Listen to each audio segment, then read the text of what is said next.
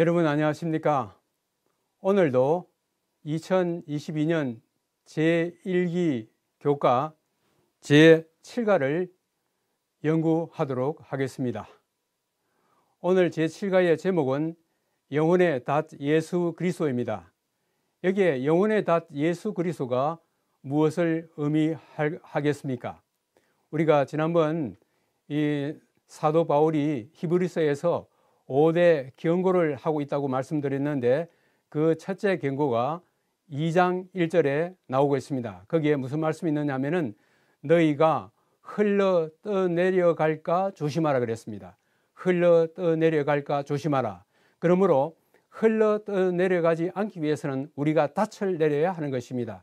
그 닻을 어디에 내려야 하겠습니까? 그래서 오늘의 제목은 우리 영혼에 닻이신 예수 그리스도를 오늘 여기에서 소개하고 있습니다. 오늘의 기억절은 히브리서 6장 19절 20절입니다. 우리가 이 소망을 가진 것은 영혼의 닷 같아서 튼튼하고 견고하여 휘장 안에 들어가나니 그리로 앞서가신 예수께서 멜기세덱의 반차를 따라 영원히 대제사장이 되어 우리를 위하여 들어가셨느니라. 자, 오늘 이 기억절에서 영혼의 닻이 여기에 등장하고 있는데 이것이 구체적으로 무엇을 의미하는지 하나씩 살펴가면서 보도록 하겠습니다. 오늘의 개요는 첫째 말씀의 선함을 맛보고, 두 번째는 회복 혹은 회개의 불가능, 셋째는 속지 않은 희생제물이 없다는 것, 그리고 네 번째는 더 좋은 것들이 있다는 것, 그 다음에 마지막으로는 영혼에 닫히신 예수 그리스도를 이렇게 이야기하고 있습니다. 그런데 오늘 이 교과의 저자는 서론에서 이렇게 이야기해 주고 있습니다. 히브리서 5장 11절에서 6장 전체에서 예수님의 대제사장 직분의 이야기를 지금까지 계속해 나가다가 갑자기 이 방향이 틀어지면서 곁길로 나가는 것 같은 그런 것이 여기에 나오고 있습니다.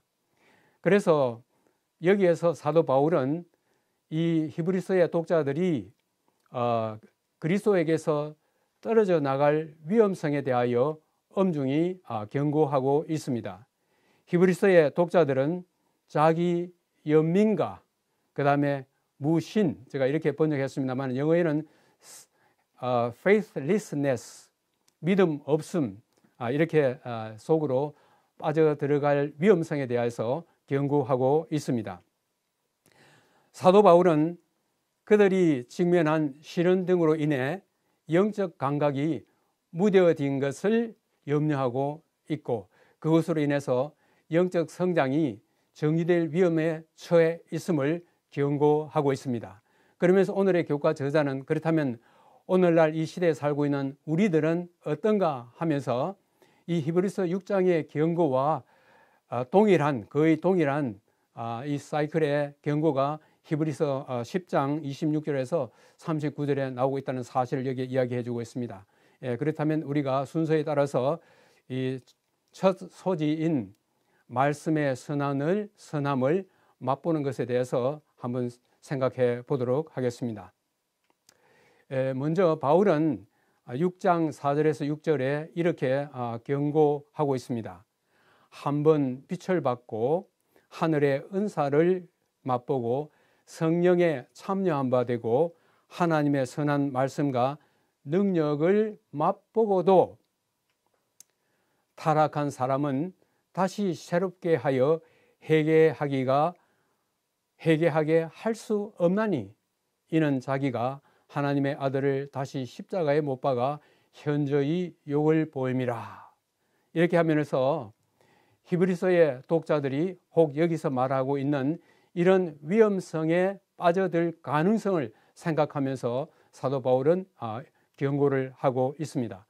그러면서 오늘의 교과의 저자는 이 히브리서의 독자들이 경험하고 있는 그 경험을 구약의 이스라엘 백성들이 경험한 내용을 여기에 소개하고 있습니다. 이스라엘 백성들은 광야에서 하늘의 빛을 경험하였다고 합니다. 그것은 바로 느헤미야 9장에 소개되는 것으로서 이스라엘 백성들이 광야에서 구름 기둥과 불 기둥을 통하여서 하나님께서 빛으로 그들을 인도했다는 사실을 거기에서 이야기해 주고 있습니다. 두 번째는 출애굽기 16장에서 광야에 들어선 그들이 하늘에서 내려준 하늘의 선물, 곧 만나를 먹은 사실을 거기에서 이야기해 주고 있습니다. 그리고 세 번째는 느헤미야 9장 20절에서 그들이 성령을 경험했다는 사실을 역사적인 그 이야기를 서술해 가면서 이 이야기를 여기서 소개를 하고 있습니다. 그 다음에 여호수아 21장에서는 이스라엘 백성들이 하나님의 선한 말씀을 맛보았다고 그렇게 이야기하고 있습니다. 그러면서 사도행전 7장 36절에서는 스데반이 그의 설교 가운데서 애굽에서 이적과 기적을 통해 내세를 그들이 이미 맛보았음에도 불구하고 광야 세대는 타락했다는 사실을 이야기하고 있습니다. 바로 광야 세대의 타락은 민수기 14장에 나오는 12탐정의 그 보고를 듣고 그들이 하나님을 불신하고 그들이 나타냈던 그 행위들을 우리는 민수기 14장에서 볼 수가 있습니다. 오늘의 이 교과의 해설 가운데서 그 서두에서는 이렇게 다시 이야기하고 있습니다. 하나님의 놀라운 은혜와 이적들을 목격했음에도 불구하고 광야 세대의 이스라엘은 하나님을 배도했다는 사실입니다.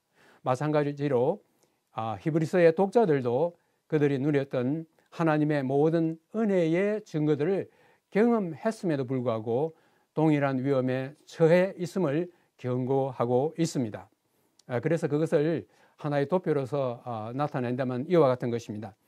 여기에 한 번 비침을 얻고 하늘의 은사를 맛보고 성령에 참여한 바 되고 하나님의 선한 말씀과 내세의 능력을 맛보고도 타락한 자들은 다시 새롭게 하여 회개할 수 없다 하는 이 말에 가장 그 중심에는 바로 뭐냐면 성령의 참여입니다. 성령으로 인해서 성령을 통하여 빛을 받고 성령을 통하여 하늘의 은사를 받고 성령을 통하여 말씀의 선함을 맛보았고 성령을 통하여 그 능력을 목도하게 되었다고 하는 이 모든 사실의 중심에는 성령이 자리를 잡고 있습니다. 자, 그런데 좀 전에 이야기했던 그 말씀 가운데서도 왜 회개하기가 불가능하다고 그렇게 이야기했을까요? 여기 바울의 경고 가운데 이것을 하나씩 살펴보면은 바로 이러한 이유 때문에 회개하기가 불가능하다고 이야기하고 있습니다. 이 성경 구절은 우리가 일반적으로 난해한 성경 구절 가운데 하나가 될 것입니다. 한 번 빛을 받고 하늘의 은사를 맛보고 성령에 참여한 바 되고 하나님의 선한 말씀과 능력을 맛보고도 타락한 사람은 다시 새롭게 하여 회개하게 할 수 없나니 이는 자기가 하나님의 아들을 다시 십자가에 못 박아 현저히 욕을 보임이라. 자, 여기에서 좀 전에 앞에 이야기했던 그 선한 말씀 가운데 그 말씀이 이 헬라어 원문에는 레마로 되어 있습니다. 우리가 요한복음 1장 1절에 태초에 말씀이 계시니라 했을 때 그 말씀은 로고스입니다. 그래서 이 신약 성경에는 이 말씀과 관련해서 두 가지의 이 헬라어가 사용되고 있는데 하나는 로고스고 하나는 레마입니다. 그런데 오늘 여기에서는 레마라고 사용했는데 이 두 단어는 때로는 교차적으로 사용되고 있는데 어떤 성경 연구자는 이 로고스와 레마의 차이를 갖다가 이렇게 흥미롭게 이야기를 했습니다. 로고스를 샘의 우물이라고 그렇게 한다 그러면 레마는 그 샘에서 떠온 한 그릇의 물이요. 로고스가 피아노의 건반들이라면 이 레마는 그 건반들 중에 하나이고 그 다음에 이 레마가 우리의 온 몸이라고 한다면은 로고스가 우리 몸의 온 몸이라고 그렇게 한다 그러면 이 레마는 우리 몸의 한 부분이라고 그렇게 말함으로써 로고스와 레마의 차이를 갖다가 이야기해 주고 있습니다. 그런데 여기서 이 한 번이란 말이 나오고 있는데 이 한 번 이렇게 타락한 사람은 다시 회개하기가 불가능하다고 그렇게 이야기하고 있는데 이거 보면은 우리가 때로는 곁길로 나갈 수가 있는데 그러면 다시 되돌아오기가 불가능하다는 말인가 하는 이런 의문을 우리가 가질 수가 있습니다. 이것이 무엇을 의미하는지를 한번 생각해 보도록 하겠습니다. 여기에 한 번 이 하팍스입니다. 지난번 우리가 하팍스 레고메논이라는 그 말을 우리가 한번 사용했는데 신약에 딱 한 번 나오는 단어를 하팍스 레고메논이라 했는데 여기에 나오는 하팍스 한 번입니다. 그런데 여기서 이 히브리서에서 특별히 이 한 번 또는 단번이라는 말로 번역되어 있는 이 하팍스는 우리가 하나 둘 할 때 이런 한 번이 아니고 한 번이지만은 그 결과는 결정적인 것, 좀 더 자세히 이야기하면 영원한 것, 한 번이지만은 영원한 것. 그래서 이 영어 성경에서는 이것을 once for all이라고 그렇게 번역을 했습니다. 그래서 이 예를 들면은 히브리서 9장 27절에 이런 말씀이 있습니다. 그는 예수 그리스도는 저 대제사장들이 먼저 자기를 위하고 다음에 백성의 죄를 위하여 날마다 제사 드리는 일과 같이 할 필요가 없으니 이는 그가 단번에 자기를 드려 이루셨습니다. 여기에 날마다와 단번이 서로 이렇게 대조되어 있는 것을 볼 수 있습니다. 이 제사장들이 성소에서 희생 제물을 날마다 반복하여 드렸습니다. 그렇지만 예수 그리스도의 십자가는 단 한 번이지만은 모든 것을 충족시킬 수 있을 만큼 완전했기 때문에 다시는 반복할 필요가 없는 그런 의미에서 단번 또는 하팍스란 말을 여기서 사용하고 있습니다. 그래서 여기에 그들이 선한 말씀을 맛보고 뭘 하고 이렇게 했을 때 그 단번이란 말이 거기에 사용된 것은 그들이 단번 한 번 딱 해가지고 그들이 잘못해가지고 다시 회개할 수 없다는 그런 말이 아니고 여기에서 이제 앞으로 이제 설명이 되겠지만은 그것이 무엇을 의미하는지를 한번 좀 살펴보겠습니다. 특별히 여기에서 이 원문의 이 4절에는 이 원문 그 첫 문장에 제일 처음에 나오는 단어가 뭐냐면 이 불가능이라고 하는 아디나톤이라고 하는 헬라어가 거기에 사용되고 있습니다. 어떤 단어가 그 문장의 제일 첫머리에 나온다는 것은 곧 그 단어를 통하여 강조하고자 하는 것입니다. 그래서 여기에서 이렇게 하여 타락한 자들은 회개하기가 불가능하다고 그렇게 이야기하고 있습니다. 이 불가능의 의미를 그것이 무엇인지를 여기에 두 가지 예를 들어서 한번 살펴보면 이렇습니다.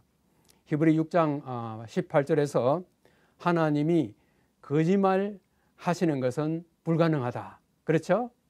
그 다음에 히브리 11장 6절에 믿음이 없이는 하나님을 기쁘시게 하는 것도 불가능하다. 그것도 맞는 말씀 아닙니까? 그렇기 때문에 히브리 6장 4절에서 6절에서 말하고 있는 것, 곧 그와 같은 사람이 회개한다는 것은 불가능하다는 것입니다. 불가능하다는 것이에요. 이 말을 우리가 어떻게 이해해야 하겠습니까? 회개가 불가능한 이유를 사도 바울은 여기에서 이렇게 이야기하고 있습니다. 여기에 이는 하는 말이 여기에 나오고 있습니다.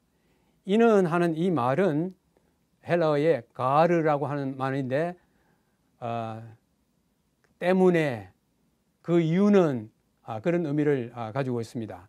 그래서 그렇게 타락한 사람은 다시 회개하기가 불가능한 그 이유는 하면서 거기에 사용된 것이 뭐냐면은 그들이 하나님의 아들을 다시 십자가에 못 박아 드러내놓고 욕되게 함이라. 여기에 제가 이 청색 색깔과 붉은 색깔로 여기 이렇게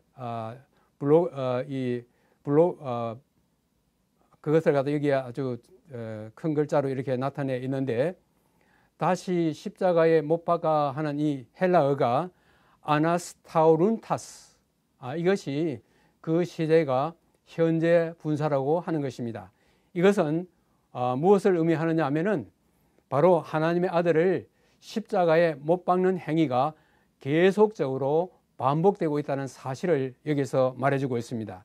그 다음에 드러내놓고 이 공개적으로 욕되게 함이라 하는 이 헬라어 파라데이그마 티존토스 파라데이그마 티존타스, 이 말도 현재 분사로서 공개적으로 예수 그리스도를 욕되게 하고 능욕하는 그 행위가 반복적으로 계속되고 있다는 사실입니다. 이렇게 되었을 때 그들이 그 상태에 계속 머물고 있는 한 회개하기가 불가능하다고 그렇게 이야기하고 있는 것입니다. 바로 이런 이유 때문에 예수님께서는 마태복음 12장 32절에서 이렇게 말씀하고 있습니다. 또 누구든지 말로 인자를 거역하면 사하심을 얻되 누구든지 말로 성령을 거역하면 이 세상과 오는 세상에서도 사하심을 얻지 못하리라. 우리는 여기서 한 가지 중요한 사실은 말로 인자를 거역하면 사하심을 받는다 했는데 이게 어떤 의미일까요? 그것은 바로 사람들이 예수 그리스도가 진정 어떤 분인지를 알지 못한 상태에서 예수님의 말을 거역하는 것이기 때문에 그들은 저희들이 알지 못하는 고로 사하여 달라고 하는 예수님의 십자가의 말씀이 있었던 것처럼 그것은 참 사함을 얻을 수 있겠지만은 하나님께서 우리 사람을 구원하시기 위하여 그분이 성령을 통하여 우리에게 말씀하시는데 성령은 하나님의 말씀의 최후의 보루인 것입니다. 그 성령을 거역하면은 되돌아올 길이 없는 것을 여기서 이야기하고 있습니다. 그래서 회개가 불가능한 그 이유를 다시 십자가에 못 박는 것 외에 이렇게 또 하나의 예를 들어서 설명하고 있습니다.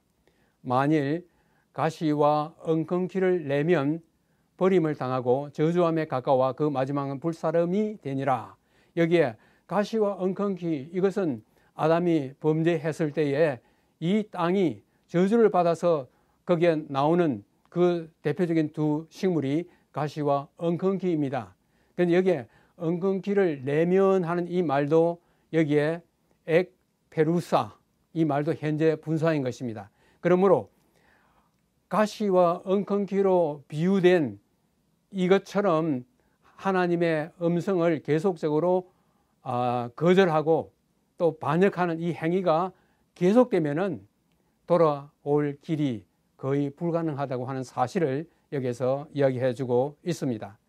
그럼에도 불구하고 여기서 사도 바울은 이 또 다른 이야기를 통하여 희망을 우리에게 심어주고 있습니다. 여기 6장 7절에는 땅이 그 위에 자주 내리는 비를 흡수하여 밭가는 자들이 쓰기에 합당한 채소를 내면 하나님께 복을 받는다고 이야기하고 있습니다. 땅이 이것은 우리의 씨 뿌린 자의 비유에 나오는 것처럼 땅은 우리의 마음을 상징할 것입니다. 여기에 나오는 비는 성령을 상징하고 여기 나오는 채소는 열매를 상징할 것입니다.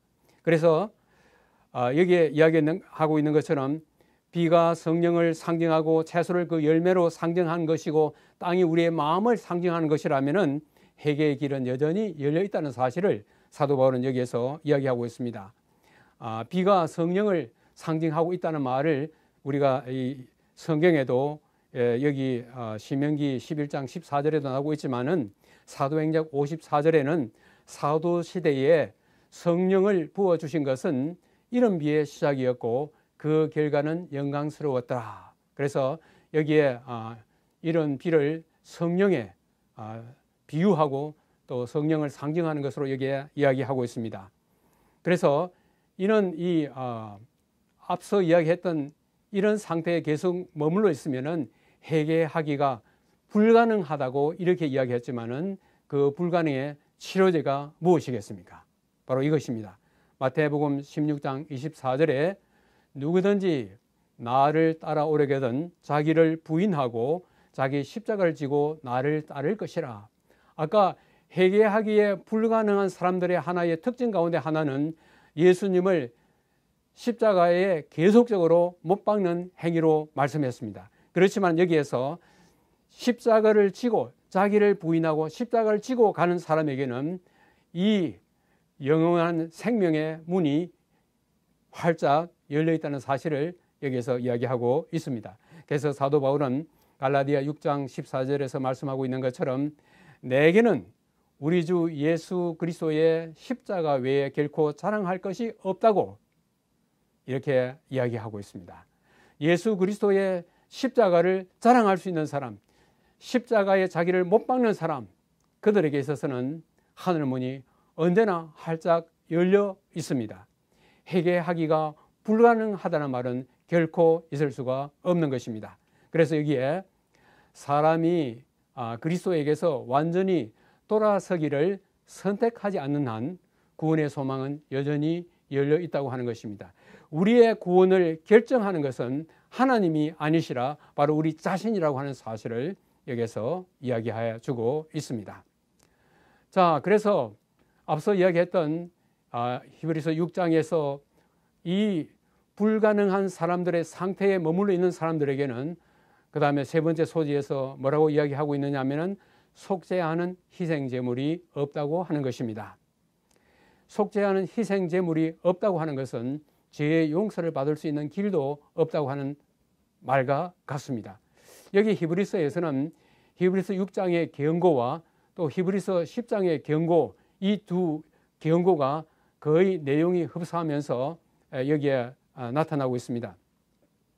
히브리서 6장의 경고는 좀 전에 말씀드렸고 히브리서 10장의 경고를 여기 한번 살펴보면은 우리가 진리를 아는 지식을 짐짓받은 후에 짐짓죄를 범한 즉 다시 속죄하는 제사가 없고 하나님의 아들을 짓밟고 언약의 피를 부정한 것으로 여기고 은혜의 성령을 욕되게 하는 자가 당연히 받을 행벌이 어떤 것이겠느냐고 사도 바울은 여기에 이야기하고 있습니다.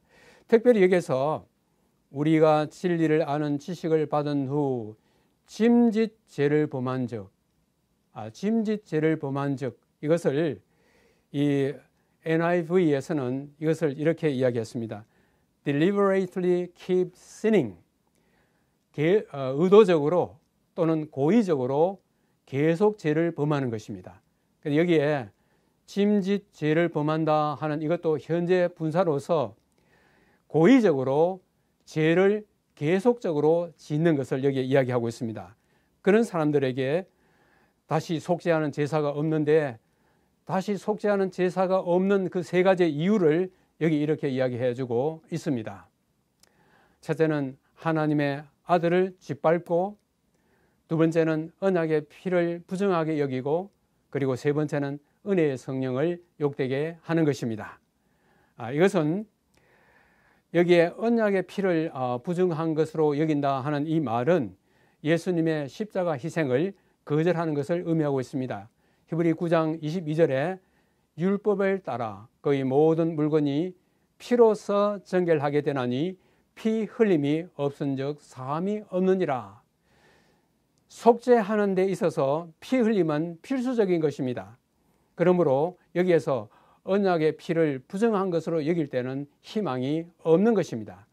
그 다음에 은혜의 성령을 욕되게 한다 하는 이 말은 욕되게 하다의 헬라어 에니브리사스는 오만하고 모욕적인 행동으로 무례한 짓을 하는 것을 의미하는 것입니다.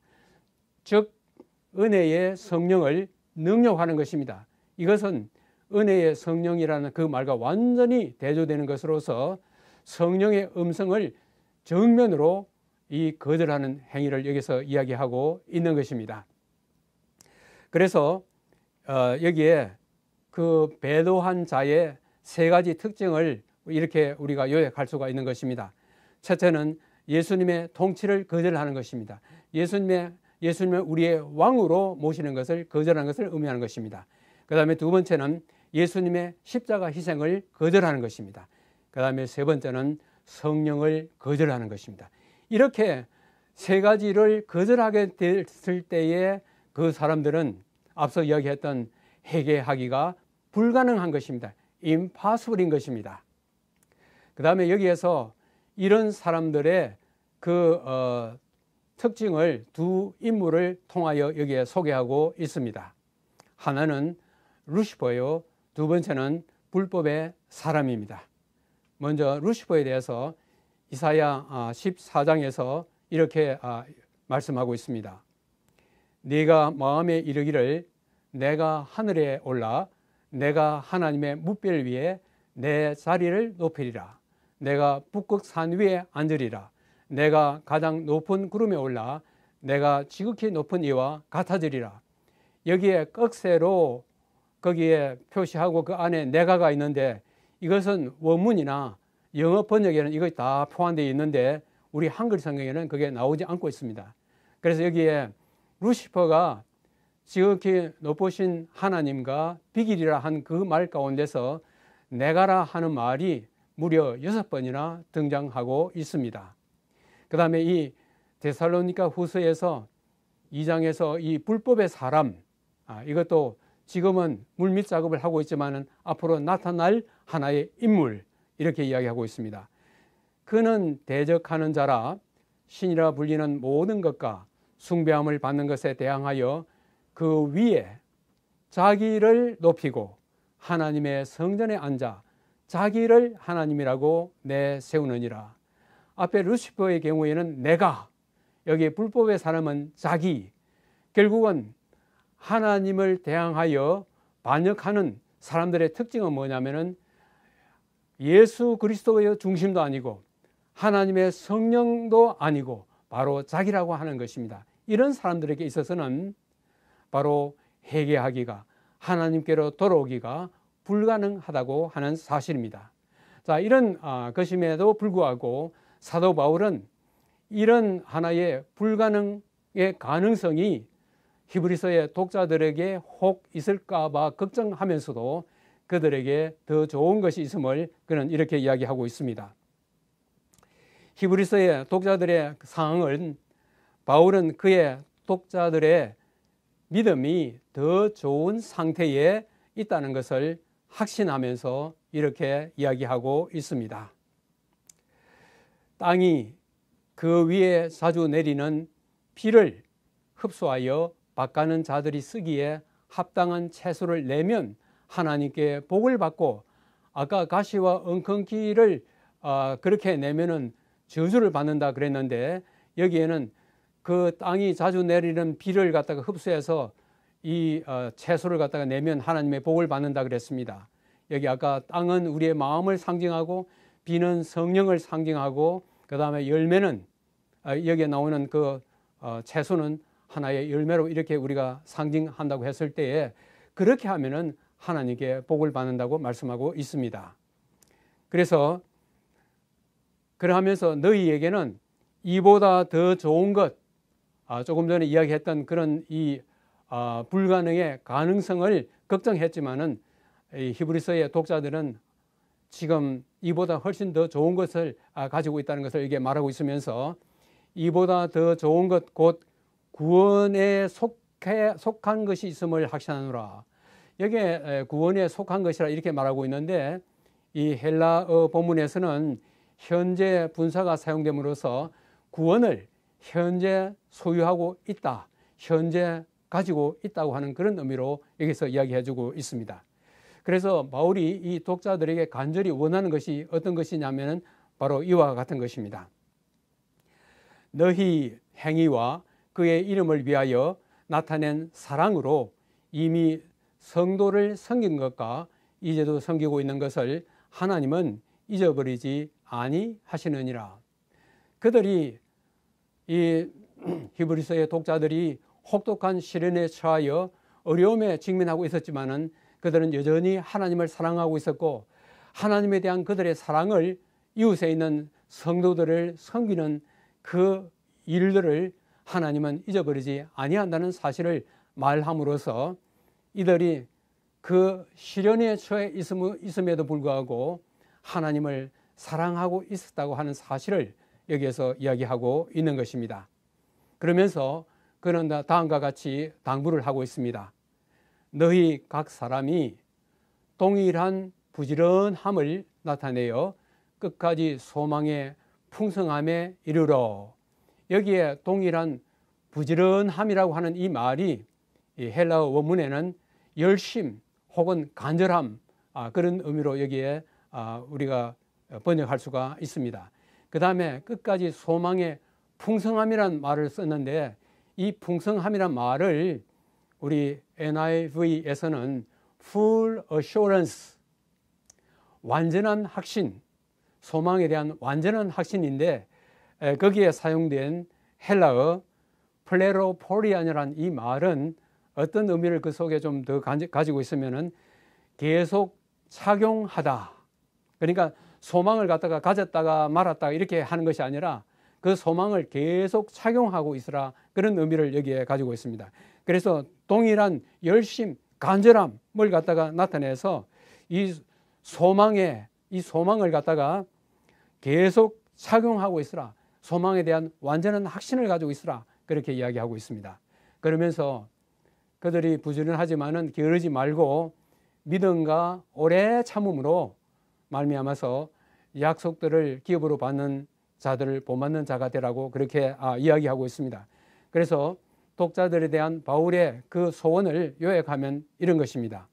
첫째는 독자들의 선행에 대해서 감사한다고 그랬습니다. 두 번째는 소망에 대해서도 동일한 열정을 가지라고 그렇게 부탁하고 있습니다. 그리고 세 번째는 믿음과 오래 참음으로 약속을 받는 자들을 본받아라 하면서 아브라함과 예수 그리스도를 소개하고 있습니다. 여기에 아브라함은 오래 참아 약속을 받았다고 그렇게 말하고 있습니다. 우리가 잘 아는 대로 아브라함은 이 나이가 들었지만은 상속할 자녀가 없었습니다. 하나님께서 약속을 하셨지만은 자녀가 계속적으로 없고 그의 나이 100세가 되었을 때 그가 마침내 이삭을 하나님의 약속대로 받게 되었습니다. 무려 약 한 25년이나 되는 기나긴 세월을 인내하면서 참고 기다린 가운데 그는 약속을 받았습니다. 예수 그리스도도 믿음의 주요 또 온전하게 하시는 이인 예수를 바라보자. 그는 그 앞에 있는 기쁨을 위하여 십자가를 참으사, 여기에 참으사 하는 것도 인내입니다. 그렇게 하여 예수님께서는 마침내 하나님의 보좌 우편에 앉게 되셨습니다. 자, 이렇게 했을 때 마지막으로 사도 바울은 아까 말씀드린 것처럼 이 5대 경고 가운데 첫 경고인 흘러 떠내려 갈까 조심하라 그랬는데, 흘러 떠내려가지 않기 위해서는 바로 영혼의 닻이 되시는 예수께 우리의 닻을 내리라는 그런 말로 마지막 소절을 여기에 시작하고 있습니다. 그러면서 하나님의 약속을 여기에 언급하고 있습니다. 이 하나님의 약속은 많은 약속들을 언급하고 있겠지만은 특별히 여기에서는 하늘 성소에 가 계시는 우리의 대제사장 예수 그리스도에 대한 하나님의 약속입니다. 하나님은 약속을 기업으로 받는 자들에게 그 뜻이 변하지 아니함을 충분히 나타내시려고 그 일을 맹세로 보증하셨다. 하나님의 약속은 참 결코 변함이 없는 그런 약속이지만은 그 약속이 결코 바뀌지 않는다는 사실을 맹세로서 보증한다는 말씀으로 여기에 하고 있습니다. 그래서 그 하나님의 약속의 어떠하심을 이 시편 89편에 다윗에게 한 약속을 여기서 이야기하고 있습니다. 내 언약을 깨트리지 아니하고 내 입술에서 낸 것은 변하지 아니하리라. 여기서 교차 대꾸를 우리가 볼 수 있습니다. 내 언약, 내 입술에서 낸 것 깨트리지 아니하고 변하지 아니하고, 이렇게 대꾸가 나타남으로써 강조하고 있습니다. 내가 나의 거룩함으로 한번 맹세하였은즉 다윗에게 거짓말을 하지 아니할 것이라. 그의 후손에게 장구하고 그의 왕위에는 해같이 내 앞에 항상 있으며 또 궁창의 확실한 증인인 달같이 영원히 견고하게 하리라. 하나님의 약속이 영원히 견고하리라 하는 이 말씀을 두 가지의 사실을 들어서 말씀하고 있습니다. 바로 달같이, 해같이 하나님의 약속은 결코 변개하지 않는다는 사실을 여기서 이야기하고 있습니다. 그러면서 다시 히브리서로 돌아와서 이는 하나님이 거짓말을 하실 수 없는 이 두 가지 변하지 못할 사실, 그것은 하나님의 약속과 맹세를 말하고 있습니다. 그것을 통하여서 앞에 있는 소망을 얻으려고 피난처를 찾은 우리에게 큰 안위를 받게 하려 하심이라. 여기에 소망을 얻으려고 피난처란 말을 썼는데 이 헬라 원문에는 피난을 위해 도망가다 하는 그런 의미가 나타나 있습니다. 이것은 민수기 35장에 나오는 도피성을 우리에게 상기시켜주고 있습니다. 이 도피성은 이 레위인들이 사는 6곳의 도피성을 두어서 누구든지 부지 중에 잘못하여 그의 생명을 구하기 위해서 도피성으로 도망가는 그 일을 여기서 암시적으로 보여주고 있습니다. 바로 그것은 레위인들이 거주하는 곳이었는데 바로 이것은 레위인들이 봉사하는 곳, 곧 성소, 바로 이 하늘 성소를 특별히 대제사장으로 예수님이 봉사하시는 하늘 성소를 이게 암시적으로 우리에게 가리키고 있습니다. 그래서 그 소망을 얻으려고 피하여 가는 피난처를 찾은 우리에게 바로 하늘 성소는 우리의 소망이며 우리의 영혼의 닻을 내릴 곳이라고 하는 사실을 여기서 암시해 주고 있습니다. 우리가 이 소망을 가지고 있는 것은 영혼의 닻 같아서 튼튼하고 견고하여 휘장 안에 들어가나니 그러므로 앞서 가신 예수께서 멜기세덱의 반차를 따라 영원히 대제사장이 되어 우리를 위하여 들어가셨느니라. 여기에 보면은 이 오른편 그림에 이 닷과 그 밑에 성소가 있습니다. 그래서 닷으로 상징된 실체는 하늘 성소입니다. 그래서 이 우리의 영혼의 닻을 내릴 장소는 어디냐 하면은 바로 이 하늘 성소인데 그 하늘 성소에 우리의 대제사장 예수 그리스도께서 들어가셨는데 무엇을 통하여 들어가셨냐면은 휘장을 통하여 들어가셨다고 그렇게 이야기하고 있습니다. 여기 휘장은 카타페타스마입니다. 카타페타스마인데 이 휘장이란 말이 이 신약에 6번 사용되었습니다. 3번은 마태, 마가, 누가복음인 이 공간복음에 사용되었고 나머지 3번은 이 히브리서에 사용되고 있습니다. 이 공간복음에서는 하나같이 이 그림에 보여주고 있는 것처럼 예수님이 십자가에서 다 이루었다 그렇게 하셨을 때에 이 휘장이 위에서부터 아래로 찢어진 그 성소와 지성소를 가르는 그 둘째 휘장을 이야기하고 있습니다. 히브리서에서도 6장 19절과 9장 3절은 둘째 휘장을 가리키고 있고 특별히 10장 20절은 상징적으로 예수 그리스도께서 십자가에 못 박히신 그 사실을 상징적으로 이야기해 주고 있습니다. 그게 히브리서 10장 20절에는 그의 휘장은 곧 그의 육체라고 하는 말로서 그렇게 이야기하고 있습니다.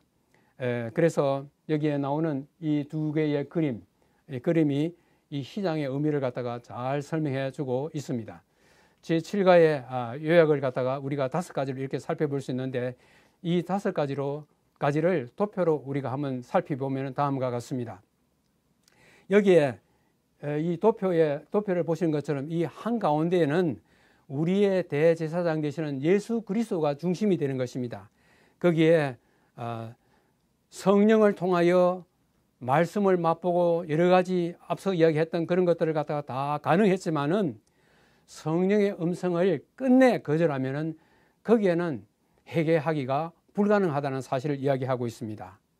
그 다음에 믿음으로 오래 참고 기다리면 하나님의 약속을 우리가 받는다는 사실을 이야기하면서 마지막으로 우리의 소망은 바로 휘장 안, 곧 예수께서 우리의 대제사장으로 계시는 하늘 성소에 거기에 우리의 영혼의 닻을 내리면 우리는 결코 흔들림 없이 어떤 유혹과 시련이 와도 우리 영혼은 튼튼하고 단단하여 확고히 설 수 있다는 사실을 오늘 여기에서 이야기하고 있습니다. 오늘의 이 교과 제7가를 오늘 이것으로서 마치도록 하겠습니다. 감사합니다.